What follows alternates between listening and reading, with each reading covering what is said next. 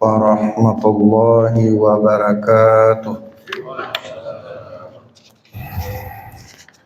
Innal hamdalillah nahmaduhu wa nasta'inuhu wa nastaghfiruh wa na'udzu billahi min shururi anfusina wa min sayyiati a'malina. May yahdihillahu fala mudhillalah wa may yudlil fala hadiyalah. Allahumma fassalli wa sallim wa barik ala Muhammad wa ala alihi wa ashabihi wa man tabi'ahum bi ihsanin ila yaumiddin.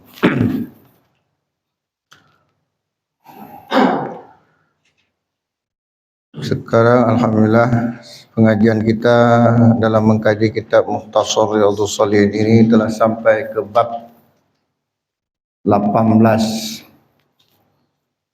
Bab 18 Babun Nahyi 'anil bid'ah wa muhdatsatil umur. Ya. Bab tentang larangan berbuat bid'ah dan mengada-ngada dalam urusan agama. Saya rasa bab ini sudah hafal kita semua ya, tapi tidak apa-apa, kita kaji aja sedikit. Nah, kita kaji mungkin hal-hal lain ya. Nah, selama ini sebagian orang beranggapan bahwa bid'ah itu khusus masalah ibadah. Ya, ini kurang tepat ya. Karena dalam hadis Nabi dikatakan kullu muhdatsatin bid'ah. Ya, kullu muhdatsatin, setiap yang mengada-ngadakan hal baru dalam agama itu bid'ah. Nah, orang mengadakan hal-hal baru kan bukan hanya dalam masalah ibadah saja. Ada beberapa teks hadis, matan hadis, diantaranya fa inna wa iyyakum muhdatsatil umur, jauhilah oleh kalian perkara mengada-ngada dalam masalah agama. Fa inna kulla muhdatsatin bid'ah, dan setiap perkara mengada-ngada itu bid'ah. Karena dia tidak mengatakan hanya dibatasi ibadah, apapun yang berhubungan dengan agama, tapi berhubungan dengan agama yang tidak dicontohkan oleh Nabi, itulah sebenarnya bid'ah. Jadi bukan hanya dalam masalah ibadah. Sebagian orang menganggap seolah-olah dalam masalah ibadah saja, sehingga dia fokus bid'ah masalah ibadah, lupa dia bid'ah dalam masalah akidah. Sebenarnya ada juga bid'ah dalam masalah akidah, cuman bid'ah dalam masalah akidah sering sekali diistilahkan dengan istilah yang lain, diantaranya syirik. Syirik itu sebenarnya bid'ah, bid'ah dalam masalah akidah. Nah, itu dia. Contoh misalnya dalam masalah akidah ya, percaya kalau beli jarum malam-malam itu membawa sial. Meyakini membeli jarum malam-malam itu akan sial. Orang toko malah nggak mau jual itu. Saya pernah mengalaminya. Ya. Ini kan bid'ah ini. Nggak ada keyakinan seperti itu di zaman Nabi. Bahkan dalam ajaran Islam, ya, dalam sunnah Nabi, ya, dalam hadis Nabi, sunnah di sini dalam maknanya hadis, itu disebut dengan tatayur, tiarah. Tatayur itu burung-burungan. Kenapa asalnya tatayur? Kenapa bukan takhayul ya? Kalau takhayul asal katanya khayal, hayalan. Nggak ada hayalan, tapi diyakini kayak akidah. Padahal dia hayalan. Kalau tatayur itu asal katanya burung. Ta'irun. Nah, burung. Kenapa? Dulu orang Arab jahiliyah, sebagaimana penjelasan Ibnu Qayyim al-Jauziyah, dulu orang Arab jahiliyah itu melepaskan seekor burung kalau hendak bepergian. Jadi kalau hendak ini sudah pernah kita jelaskan, kita ulang sedikit, melepaskan seekor burung. Nah, burung apa saja? Jika burung itu terbang ke kanan, ini alamat perjalanan kita mujur, berhasil. Nah, mereka bersemangat nih, itu tuh burung terbang. ke kanan. Kalau burungnya terbang ke kiri, ini kita batal berangkat. Ini membawa sial. Itu dia. Itu asal katanya, maka disebut tiarah burung. Tapi kemudian keyakinan seperti ini bukan hanya sebatas burung, sudah macam-macam. Percaya kalau melintas ular membawa sial, percaya kalau ketabrak kucing sial, percaya beli jarum malam-malam sial, percaya angka 13 sial, dan dia macam-macam. Ini syirik, kata Nabi, at-tiyaratu syirkun, at-tiyaratu syirkun, at-tiyaratu syirkun, 3 kali Nabi mengulang. Wa ma minna walakinallaha yuhibbu bitawakkul. Kata Nabi, kadang-kadang syaitan itu melintaskan keyakinan, memasukkan keyakinan tatayur kepada kita, tapi Allah menghilangkannya dengan tawakal. Dalam riwayat yang lain Nabi bersabda, man raddatu at-tiyaratu min hajatin faqad asyraka. Barang siapa yang mengurungkan niatnya karena yakin kepada tatayur, maka dia sungguh telah syirik. Contoh gini tadi, ketika jalan, dan itu pernah kejadian, seorang pejabat di Aceh ini, saya nggak bilang orang. Begitu jalan, tiba-tiba melintas ular, dia bilang sama sopirnya, balik. Betul nih, bukan saya karang-karang, balik. Kenapa? Membawa sial. Ini syirik ini. At-tiyaratu syirik. Ini bid'ah dalam masalah akidah. Bid'ah masalah akidah. Banyak kali contoh-contoh. Pesiju bid'ah dalam masalah akidah. Kenduri belang kenduri memberi apa? Itu keyakinan itu Dewi Sri dulu, Dewi Padi. Tulak bala lempar ke laut, itu keyakinan Nyi Roro Kidul. Bid'ah banyak sekali sebenarnya bid'ah dalam masalah akidah. Kalau kita sebutkan satu persatu sampai berhari-hari nggak selesai.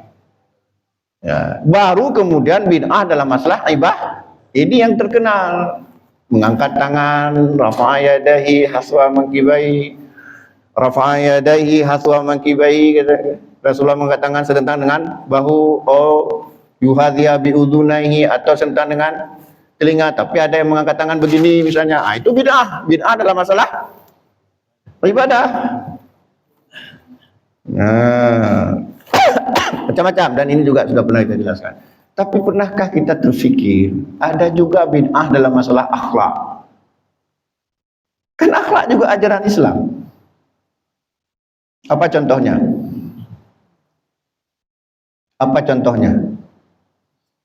Ya. Contoh bid'ah dalam masalah akhlak.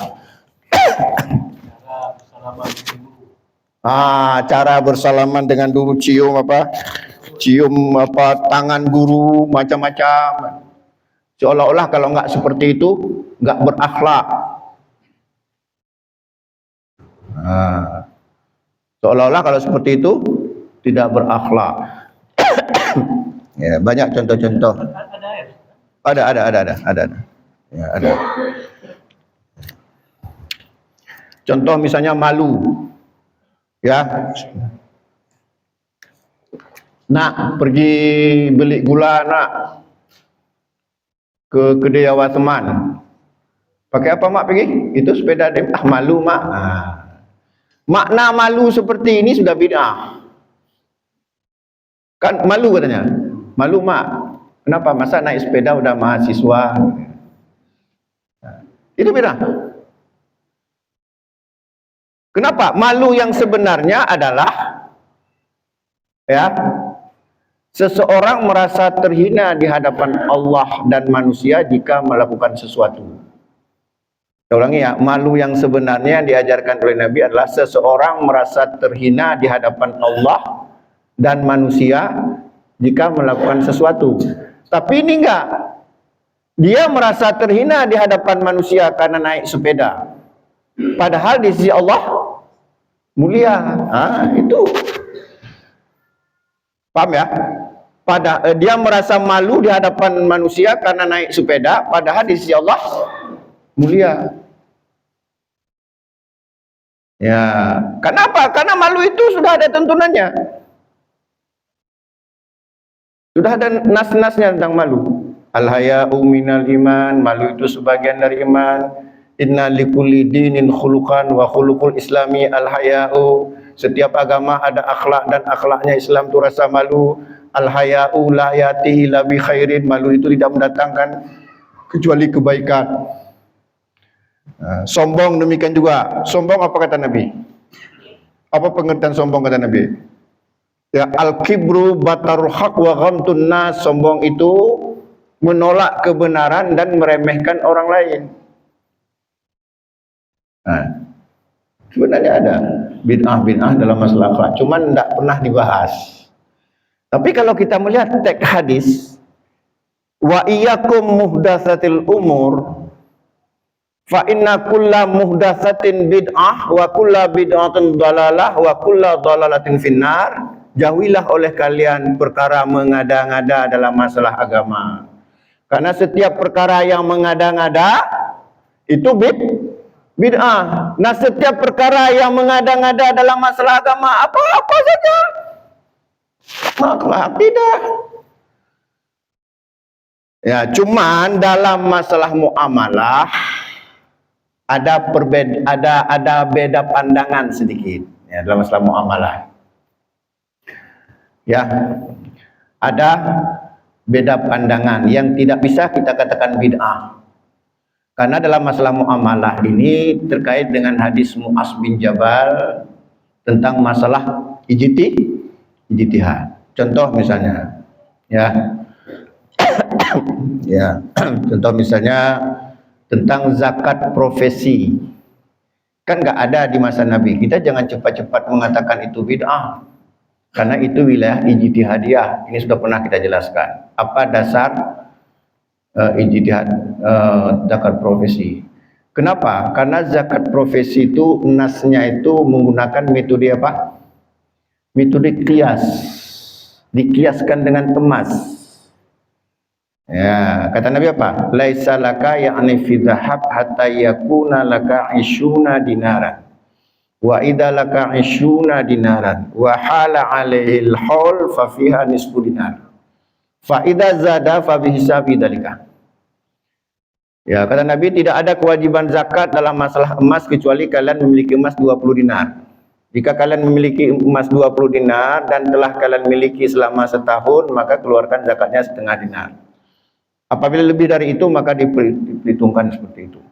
Nah, oleh karenanya ada dalilnya, yaitu dalil tentang emas, cuman menggunakan metode qiyas. Metode qiyas itu disahkan oleh sebagian besar ahli fikih. Ya, jadi makanya sumber hukum Islam yang disepakati apa? Al-Quran, Sunnah, Ijma', qiyas. Yang lainnya terjadi perbedaan pendapat, masalah musalah, istisad, jadi perbedaan pendapat. Jadi ketika orang menggunakan metode qiyas, jangan cepat-cepat kita katakan bid'ah. Ya, contoh lagi. Kalau kita menjatuhkan hukum minum whisky itu sama dengan khamar, itu bid'ah apa enggak? Nah, kan enggak ada di zaman Nabi whisky, enggak ada di zaman Nabi bir. Terus kalau kita menetapkan hukum bir itu apakah jatuh bid'ah? Tidak. Itu juga sama seperti kasus zakat profesi tadi, menggunakan metode qiyas. Cuman metode istimbat hukumnya terhadap minuman-minuman keras ya seperti whisky, bir dan lainnya itu lebih jelas dalilnya dibandingkan dengan zakat profesi tadi. Apa kata Nabi? Di mana kejelasannya? Kata Nabi apa? Kullu muskirin khamrun. Setiap yang memabukkan khamar.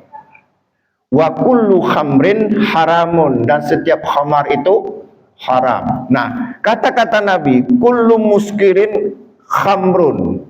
Setiap yang memabukkan itu masuk kategori khamar, walaupun mereknya whisky, walaupun mereknya ganja, walaupun mereknya heroin, walaupun mereknya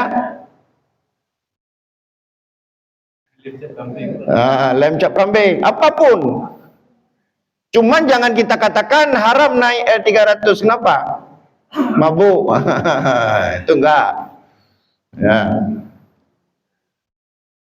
Dalam hadis yang lain Nabi mengatakan ma askara katsiruhu fa qaliluhu haramun. Apa yang kalau banyak memabukkan, sedikit juga dia haram.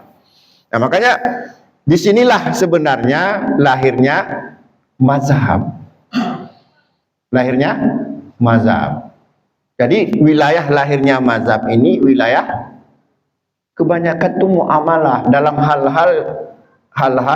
hal-hal yang tidak ada dalil jelas di masa Nabi, tapi menggunakan dalil-dalil umum atau dalil-dalil yang bisa dikiaskan.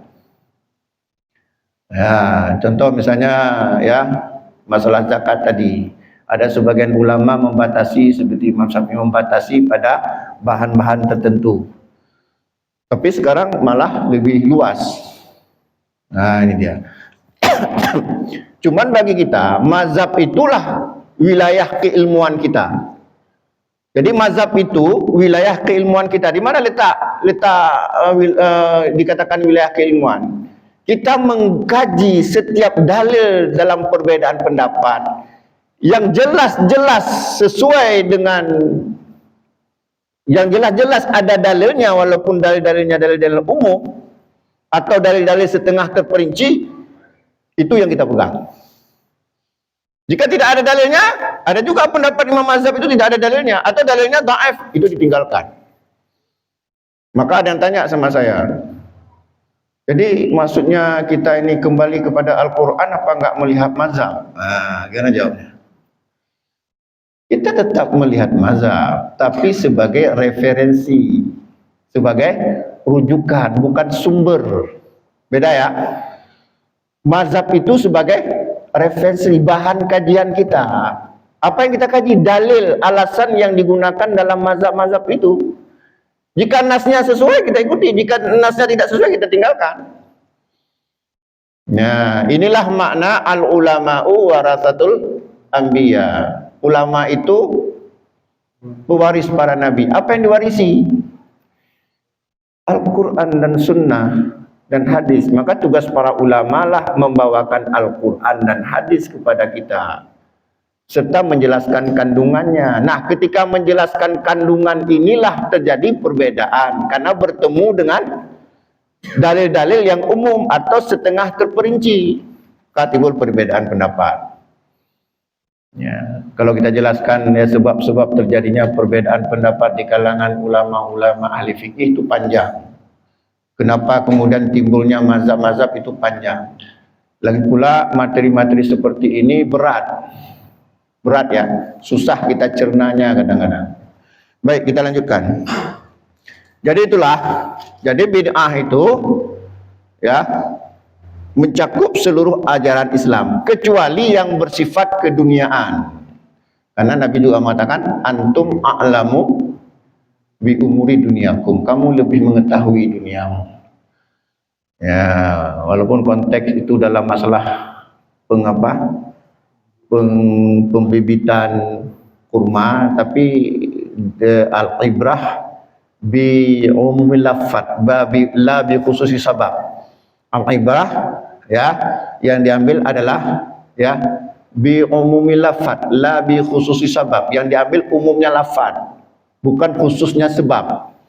Walaupun hadis itu berkaitan dengan apa tadi itu kurma, ternyata ada sahabat yang lebih ahli, maka Nabi mengatakan antum a'lamu bi umuri dunyakum. Tapi perkataan Nabi itu menunjukkan dalam hal teknis dunia itu serahkan kepada ahlinya.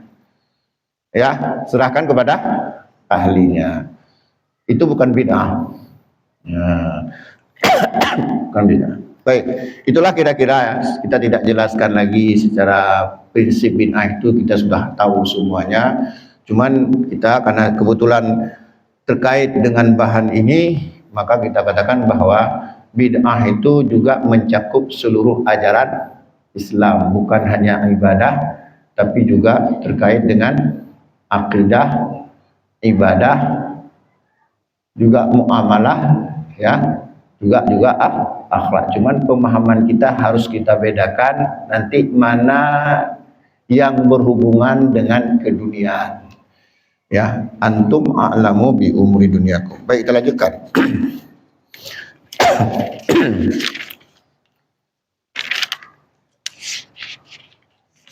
Ya.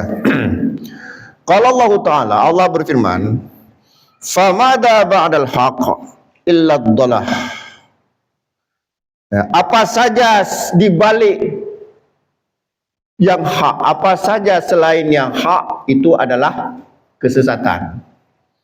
Nah, kalau kita buka tafsir ayat ini, kita tafsir, apakah kitab tafsir Ibnu Katsir atau As-Sa'di dan lain-lainnya. Kenapa saya sering ini saya katakan? Karena di rumah saya ada tafsir Ibnu Katsir, ada As-Sa'di, yang Arab ada, yang terjemahan ada. Jadi mereka mengatakan, kebanyakan ahli tafsir mengatakan bahwa ayat ini kaitannya dengan ya kejelasan agama Islam antara hak dengan yang batil. Dikaitkan dengan firman Allah surah Al-Baqarah ayat 256, bagaimana bunyinya? La ikraha fid din qad tabayyana rusdu minal ghayyi. Ya. Qad tabayyana rusdu minal ghayyi. Sungguh telah jelas jalan. Qad tabayyana rusdu, sungguh telah jelas jalan petunjuk dengan jalan kesesatan. Jadi dalam Islam itu hitam putih, nggak ada abu-abu. Dalam surah Al-An'am ayat 55 Allah berfirman, wa kadzalika nufassilul ayati litastabina sabilil mujrimin.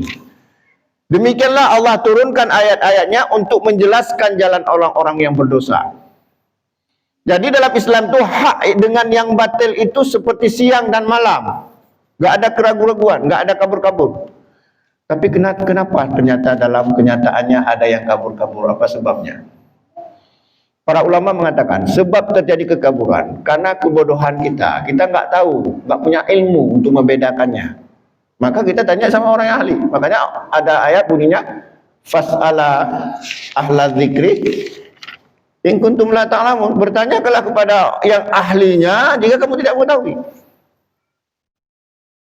Kalau kita punya ilmu dan kita mengamalkannya, ajaran Islam itu jelas, jalan ke surga jelas, jalan ke neraka jelas.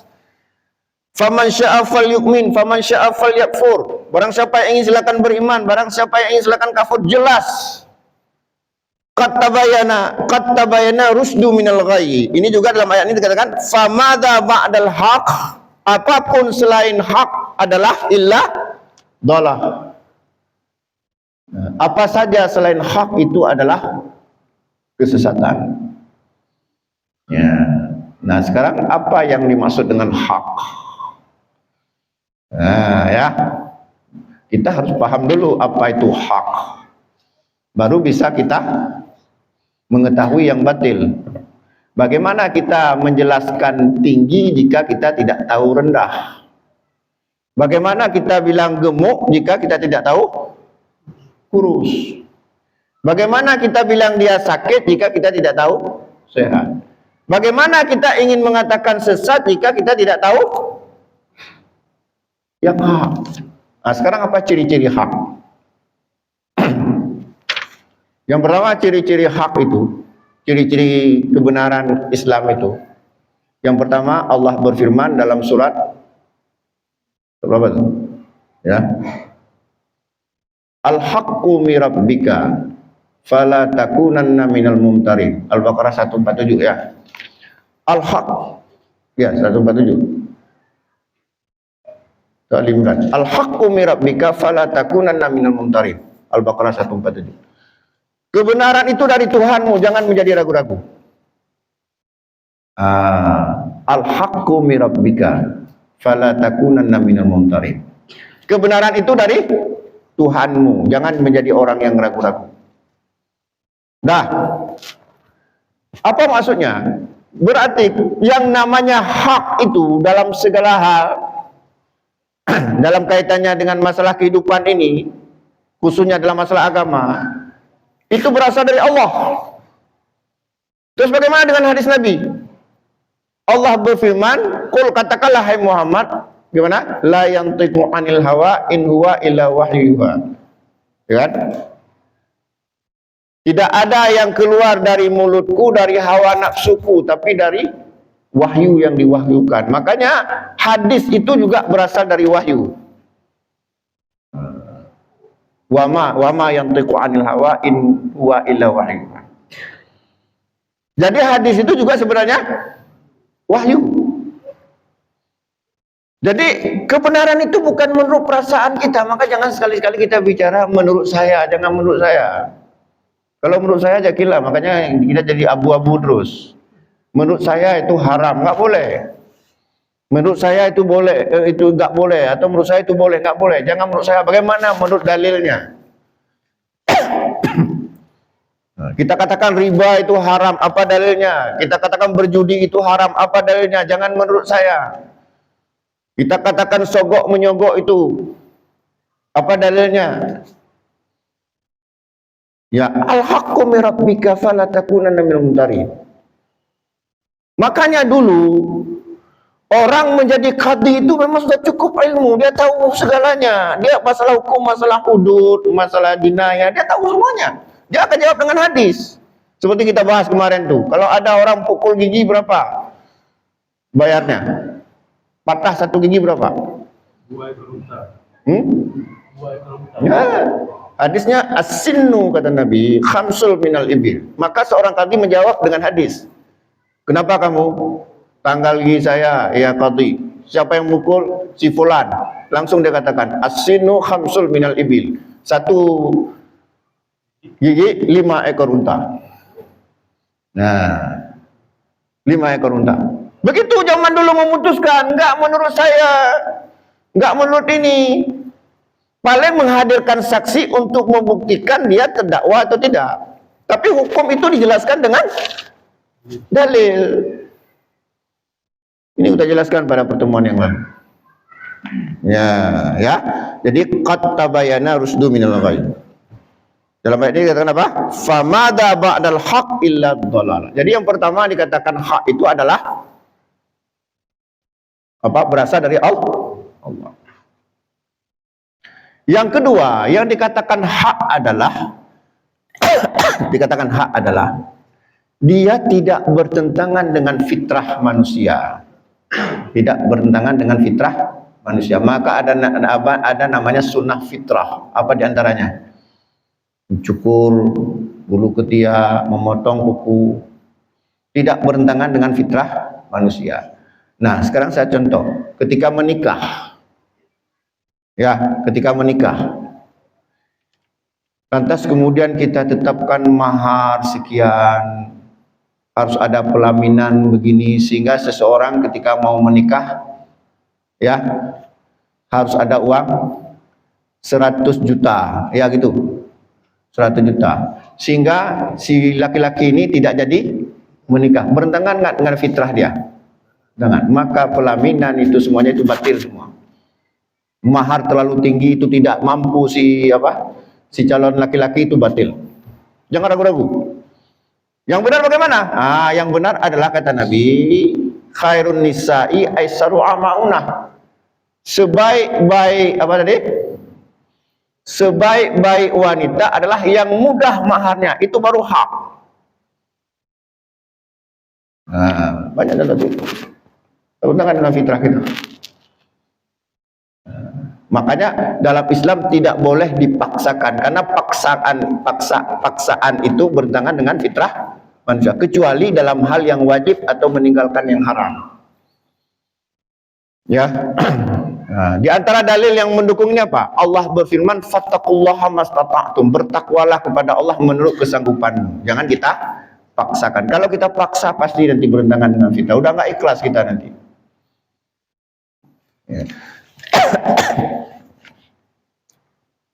Ya, itu di antara tentang masalah. Kita lanjutkan karena sudah hampir azan. Kemudian juga disebutkan ada ayat Al-Qur'an yang lain di sini. Ya, surat Yunus ayat 32. Qala ta'ala ma farratna fil kitabi min syai'in. Tidak ada yang kami lupakan apapun dalam Al-Quran ini. Maka ayat ini dijadikan sebagai dalil oleh para ulama, mengatakan apapun dalam kehidupan ini ada dalilnya. Cuman ya, dalil terkadang tidak ada dalil rinci, tapi dalil umum. Contoh, coba sebutkan apa yang kita hadapi dalam hidup ini. Misalnya kita berada di sebuah tempat, ya. Terus kemudian ada kebiasaan di tempat itu tentang misalnya makanan. Nah, lantas ketika kita makan makanan itu, kita jadi sakit. Terus apa hukumnya makanan itu? Ya. Apa hukumnya makanan itu? Padahal makanan itu tidak ada dalam Al-Quran dan hadis. Hukumnya haram. Dari mana cara mengambilnya? Nah, kita diambil dari dalil umum. Di antara dalil umum apa? Wa yuhillul lakumut thayyibah wa yuharrimu alaihimul khaba'is. Allah menghalalkan yang baik-baik, mengharamkan yang buruk-buruk. Nah, tadi makanan tadi baik atau buruk? Buruk. Karena sudah sakit perut semuanya, buruk. Maka itu haram. Jadi kalau kita lihat, apapun sebenarnya ada dalam Al-Quran, cuma bagaimana kita mengeluarkan hukumnya, mengeluarkan dalilnya. Apapun, dalam masalah apapun, itu ada dalilnya dalam Al-Quran. Cuman kemampuan kita mengeluarkannya. Bagaimana cara kita mengeluarkannya? Apalagi contoh misalnya. Ya, misalnya dalam berperang, boleh nggak kita misalnya membom yang sekarang ini katakanlah bom biologis, bisa nggak? Bom apa? Bom kimia, boleh nggak? Apa hukumnya? Nah, coba apa dalilnya haram? Apa dalilnya haram? Bom kimia, misalnya jatuhkan di sebuah daerah musuh, ada musuh, boom, kita letakkan. Sekarang pertanyaannya, haram atau halal kita bom dengan bom kimia? Apa dalilnya? Ya, itu dia. Ukhzu, kata Rasulullah, berperanglah. Wala ta'udu, jangan melampaui batas. Wala taqtul walida, jangan membunuh anak-anak. Wala taqtul an-nisa, jangan membunuh wanita. Wala taqtubul ashabus sawami, jangan membunuh pendeta, jangan membunuh rahib. Nah, kalau kita bom, pasti ada wanita, anak-anak meninggal, nggak boleh. Maka jangan tanya, nggak ada dalilnya bom kimia dalam Al-Quran, berarti boleh, itu salah kita. Bukan nggak ada, nggak mampu kita menggalinya. Jadi nggak boleh kita membom kimia, itu nggak boleh, karena kadang-kadang yang meninggal itu bukan musuh. Jadi kalau kita pikir semuanya ada. Cuman kemampuan kita menggali Al-Quran itu yang kurang. Apalagi contohnya. Banyak ya, banyak. Jadi Tuhan ya, silakan. Ya, tanya aja. Kadang-kadang saya nggak sadar ngomong terus, habis waktu. Yes. Sekarang kita lihat ya, dari pemerintahan itu menghadirkan perempuan yang kita dulu kampung kita dan pernah ada perempuan masuk kita di rumah yang berarti kita perempuan sekarang kedua, pada saat setelah menikah, pengantin itu datang amplop sumbangan ke masjid. Ini kan sudah sudah menampak. Kalau masyarakat sekarang, kalau menampak, mungkin merupakan apakah yang bukan tadi tidak ada Ya, bagus pertanyaannya. Ya, jadi menikah menghadirkan pengantin pria, pengantin wanita. Sekarang pertanyaan pertama, halal atau haram seperti itu? Kalau kita lihat dalil-dalilnya tentang tabarus, larangan bersolek seperti jahiliyah, itu saja sudah menunjukkan itu haram, nggak boleh. Apalagi ikhtilat bercampurnya laki-laki dan perempuan, saling tatap menatap. Padahal Allah telah berfirman, qul lil mu'minin yaghuddu min absarihim wa yahfadhu furujahum. Jadi itu ya lebih banyak kebatilannya. Dalam Islam tentang masalah kasus khamar, ini sudah pernah kita jelaskan. Kasus khamar itu lebih banyak mudaratnya dari manfaatnya. Nah, kemudian turun ayat, innamal khamru wal maisiru wal ansabu wa azlamu rijsun min amali syaitan. Maka itu sebenarnya kebatilan. Cuman berani bilang itu batil. Gak perlu hadir, sebenarnya gak perlu hadir. Itu apa? Betul itu kayak dulu. Udah di rumah aja. Kan yang perlu hadir itu kan pengantin pria, wali, saksi. Kan? Saksi syahidani, 2 orang saksi. Kan gitu? Yang penting hadir wali. La nikah illa biwali. Ya. Wa syahadaini, kemudian 2 orang saksi. Jadi nikah itu wajib harus hadir wali, kemudian 2 orang saksi. Apalagi? Mahar. Itu saja. Kenapa kok harus rame-rame datang segala macam, solek-solek, lantas duduk. Nah, tapi itulah. Sekarang siapa yang berani bilang itu salah? Gak usah jauh-jauh pelaminan itu nikah, ada tuntunan Nabi itu. Makanya saya jelaskan kemarin tuh, akhirnya bertentangan dengan fitrah. Makanya ya para ulama mengatakan hal yang kedua yang dianggap itu ciri kebenaran itu, hak itu adalah tidak bertentangan dengan fitrah. Kemudian yang kedua, apa tadi? Amplop. Nah, masalah amplop itu memang hal-hal yang di luar pernikahan. Itu masalah bersedekah. Bersedekah itu boleh sembunyi-sembunyi, boleh tubdu, boleh alaniyah, boleh sirriyah, boleh alaniyah, boleh sirriyah. Tapi hati-hati kalau kita terang-terangan itu jangan sampai kita jatuh riya. Ya, karena sudah azan, insyaallah kita sambung lagi pada kesempatan yang lain. Aqulu biqouli hadza fastaghfiru innahu ghafurur rahim. Wassalamualaikum warahmatullahi wabarakatuh.